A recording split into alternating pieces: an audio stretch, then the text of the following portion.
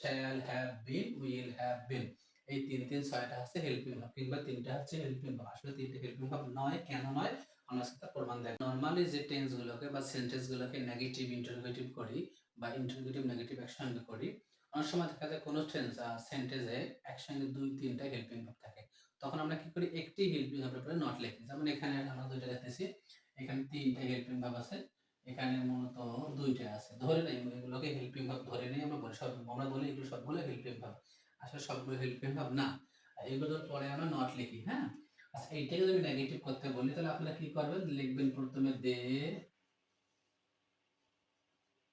Have not বিন, আবার বাকিটুকু dot dot dot না লিখলাম, কিংবা কেউ এভাবে লিখতে পারে দে হ্যাভ বিন, তারপর নট, এপাশে কি আছে ফেলিং, কি feeling, feeling football dot dot ওপাশে থাক।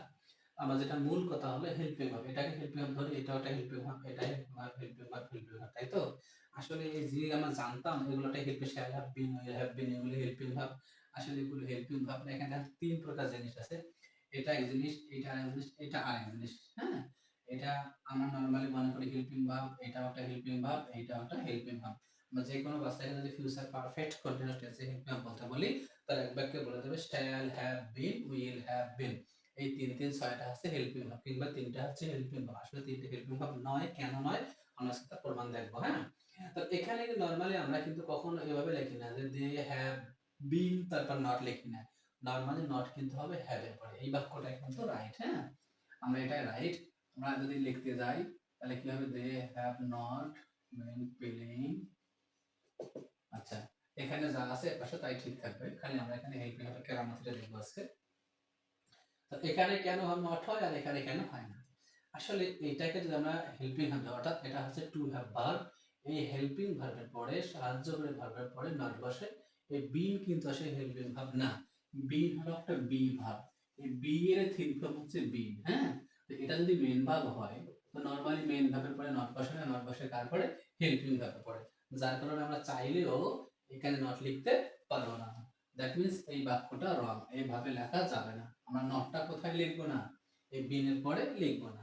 সেম যদি আমরা এই বাক্যটাকে কি করে নেগেটিভ করি, নরমালি আমরা কিভাবে করি, আমরা অনেকে আবার এইভাবে লিখবো আই শ্যাল বি নট, কিংবা কেউ এমন করবে I shall not have been. এখন আমার প্রশ্ন হলো এই যে নরমালি এভাবে কিন্তু আপনারা নেগেটিভ শিখছেন, এটা রাইট, কিন্তু কিন্তু জানেন না যে কেন এই দিকে নট লেখা যায় না, এই সিস্টেমটা লেখা যাবে যদি এখানে কেউ লেখে শ্যাল হ্যাভ বিন তারপর not playing, reading a book, reading a book, এভাবে কিন্তু লেখা যায় না, এই বাক্যটা এই দিকে নট লেখা যাবে না, এই বাক্যটা রং। এখন কথা হলো এই বাক্যটা রং কেন হবে, আমরা তো সবগুলো যদি হেল্পিং ভার্ব হয় আমি হেল্পিং ভার্বের পরে নট লিখবো, ব্যাস এটা হেল্পিং ভার্ব, এটা নট লিখলাম, এটা তো রাইট হওয়ার কথা ছিল, কিন্তু ওভাবে লেখা যায় না, কেন যায় না আমরা কিন্তু এই কারণটা জানি না। নরমালি আমরা জানি যে এখানে হয় না, কেন না হওয়ার পেছনে কারণ হচ্ছে এইটা হচ্ছে একটা কি মডাল ভার্ব, আর মডাল ভার্বের পরে সর্বদা বেস ফর্ম বসে, এখানে হ্যাভ হলো একটা বেস ফর্ম, হ্যাজ হলো প্রেজেন্ট ফর্ম, হ্যাড হলো পাস্ট ফর্ম, তাই এটাও বসবে না এটাও বসবে না, মডাল ভার্ব সব সময় হ্যাভ বসে, হ্যাজও বসে না, তাই তো? তাহলে এইটা হচ্ছে বেস ফর্ম অর্থাৎ মেইন ভার্ব, এটার পরে কখনো কি বসবে না, কি বসাবো না, মানে নট বসাবো না।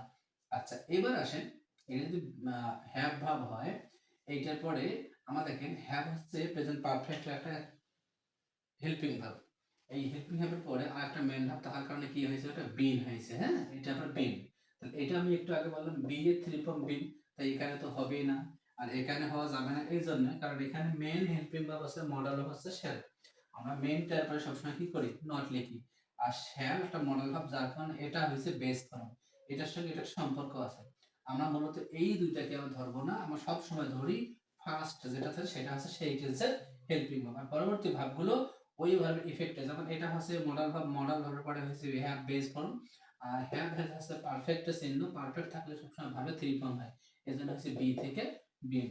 কিছু বুঝছে যে আসলে আমরা চাইলেও কি করতে পারবো না, কখনো এই তিনটার পরে নট লিখতে পারবো না, কারণ এটা হচ্ছে একটা মেন ভার্ব, মেন ভার্বের পরে নট বসবে না, আর এখানেও বসবে না। কেন বসবে না আমি সেটা আগেই বলছি। আর যদি ইন্টারোগেটিভ করতে হয় অবশ্যই আমরা কি করব, এই মডাল ভার্বটাকে সামনে নিয়ে আসবো, সেই ইন্টারোগেটিভ করব।